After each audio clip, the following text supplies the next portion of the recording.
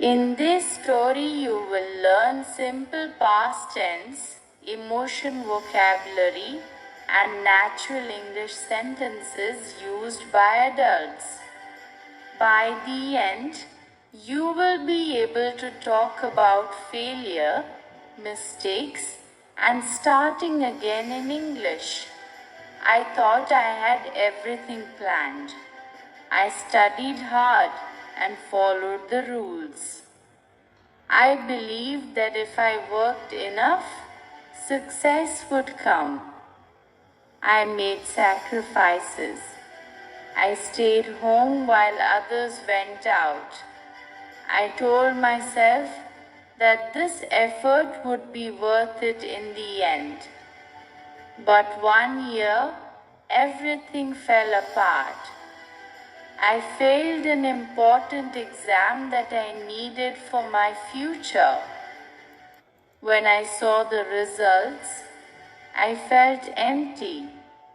I stared at the screen for a long time, hoping I had read it wrong. My hands felt cold and my mind went quiet. After that day, I changed. I avoided my friends and stopped answering messages. I didn't want to explain what happened. I felt ashamed and disappointed in myself. I thought about my family and believed I had let them down. Every night I replayed my mistakes in my head and asked myself where I went wrong. For weeks I felt stuck. I woke up without motivation. The future felt unclear and my confidence disappeared. I questioned my abilities and wondered if I was good enough to try again. Failure felt heavy, like a weight I carried everywhere. Then one morning, something unexpected happened. I met an old teacher by chance. He asked how I was doing, and for the first time, I spoke honestly. I told him about the exam, the fear, and the disappointment.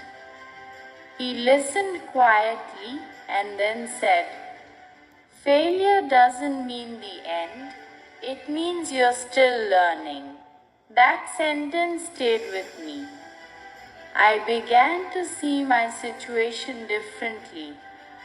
I realized that failing once did not define my future, so I decided to try again, not with anger, but with patience.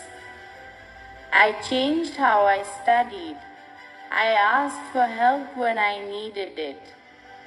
I rested when my body and mind were tired. The second attempt was not easy, but I passed.